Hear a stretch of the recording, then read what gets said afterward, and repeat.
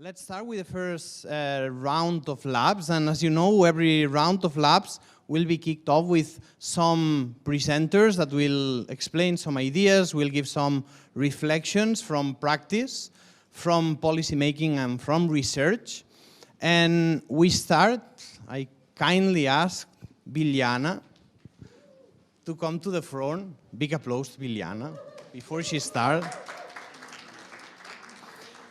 Great. Biljana Vasilevska will explain us about the Enter project and some lessons that can be drawn from it, building resilience of young people in disadvantaged situations, how to overcome barriers to inclusion. Biljana, all yours. Oh, thank you very much. Can I have that? Can I have the microphone? Sure. It will be easier for me. Well, good morning, everybody. Thank you, Ramon, for the introduction. As you heard, my name is Biljana. I am invited here to share with you one of the greatest experiences that I had in my life, and that is called the Enter project. Yesterday we heard a lot about the inequalities, and we heard what are we dealing with, what are the young people dealing with in the modern world. But what I really like now is the change of the focus from discussing of obstacles to actually discussing how we can overcome these obstacles and how we can make a world more equal place for the young people. So one of the practices that lead me to that was the Enter project. I am sure that in this room there are a lot of people that can tell you more about the Enter project from the perspective of the organizers and the people who actually implemented it. But I would like to share you the perspective of the participant in the Enter project. What was the Enter project all about? It was a project initiated by the youth sector of the Council of Europe in 2009, aiming at the development of youth policy and youth work responses to situations of exclusion, discrimination and violence affecting young people, particularly those living in multicultural disadvantaged neighborhoods. The project promoted young people's access to social rights as a means for their inclusion and participation in society. Furthermore, the concerns that the project responded to were the multidimensional social and economic imbalances which hinder young people in accessing social rights. The project includes support measures for youth work practices that enhance young people's participation and for youth policies that reflect the promotion of access to social rights. This all sounds very nice, but let's see what actually happened in Enter. Enter was a mixture of a lot of activities towards achieving the aim that I already mentioned. One of the greater pillars of Enter were the long-term training courses that were implemented. One was from 2009 till 2012, and the other one was 2013-2015.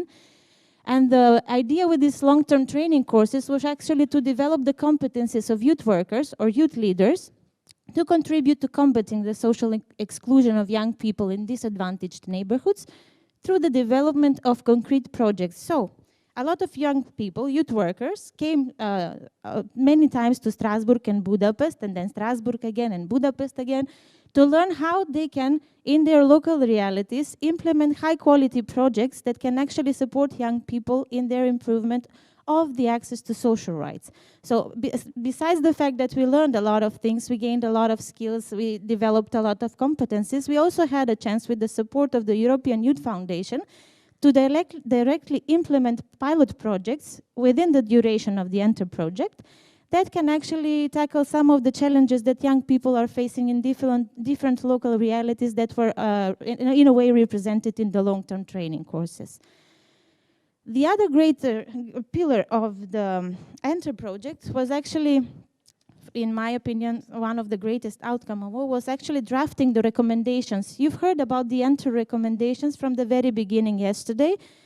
And these are recommendations that actually were drafted by every participant in the Enter project. So everybody that was somehow included in Enter in different levels, in different activities, had her say in the policy recommendations and had a chance to actually say what the authorities need to do so to assure that young people don't face discrimination, violence and exclusion, but they have easy access to their social rights. So the recommendations were adopted in 2015, a year ago, at the beginning of the year. And it's a call to the public authorities to actually design policies that address the needs of young people, with a particular focus on the needs of young people from disadvantaged neighborhoods. For doing that, the local authorities are invited to actually improve the access to education, health, housing, employment, sport, leisure, etc., etc., information and counseling. And what is particularly important for the youth workers, one of the recommendations is to actually recognize the value of the youth work, recognize the value of non-formal education that is going on as a powerful tool that can actually help in improving the access to social rights of young people and making the world a more equal place for young people. Besides these recommendations, for which I'm sure you will find more about online, I can also share that there was one great educational tool produced during the Enter. It's called Enter Dignity Land game. And if you haven't played the game so far, I really encourage you to do it because it's really nice and entertaining way of learning about social rights with young people. After this, besides this, we also had a lot of meetings, thematic seminars, study sessions, international youth activities with relation to the theme that were covered by the Enter project, but we also didn't forget about the research. So during the Enter, in both phases, there was a research on youth work and youth policy aspects related to access to social rights for young people. At the end of each Enter, because Enter had 2 phases, at the end of each, we actually had a lot of young people that were involved in the local projects of the youth workers who were part of the long-term training courses. We get these young people to come to Strasbourg and to actually have their say and participate in the decision-making of the Council of Europe. So each of these young people were invited to share what are, in their belief, is the thing that the authorities should do in order to make their life better.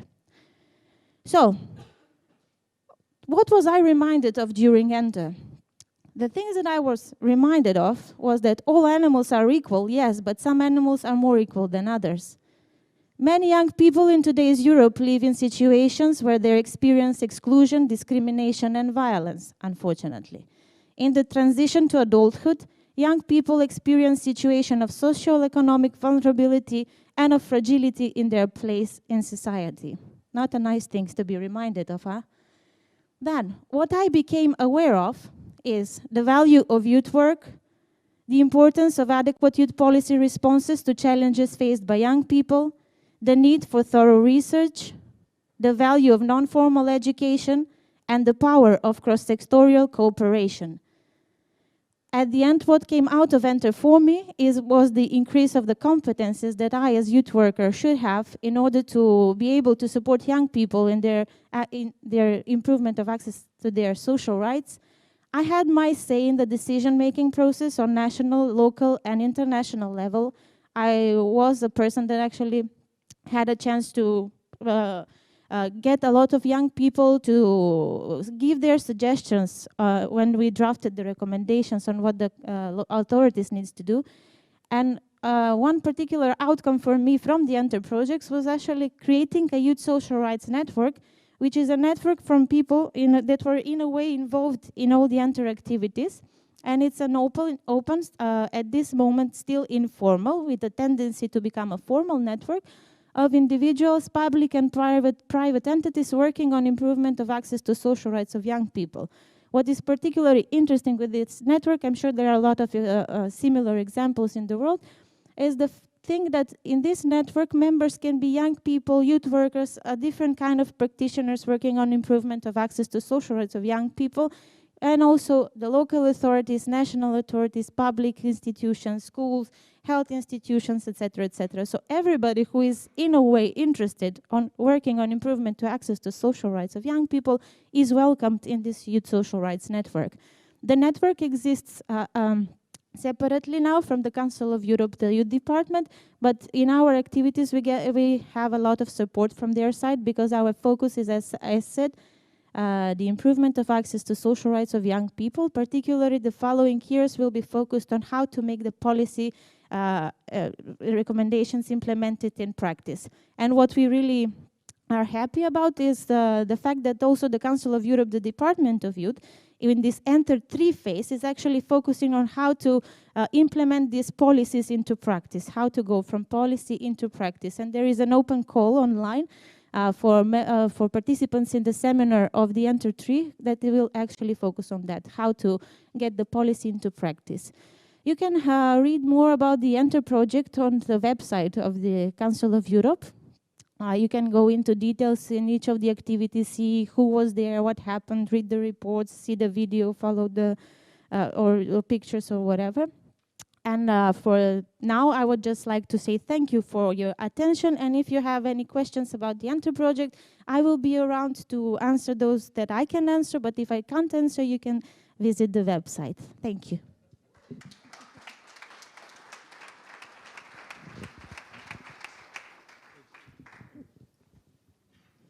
Thanks a lot. Thanks a lot. Thanks a lot, Biljana. Okay, now instead of questions, we thought of doing something different. So what we propose you to do is, as you are sitting in semicircles, allow for 3, 4, maybe 5 minutes to do some bus groups. Some groups to discuss what we just heard from Biljana, how the Enter recommendation was born, the bottom-up approach, etc., and everything that she said. So please, can you now get into small groups for 4 or 5 minutes to discuss a little bit about this presentation? Thanks.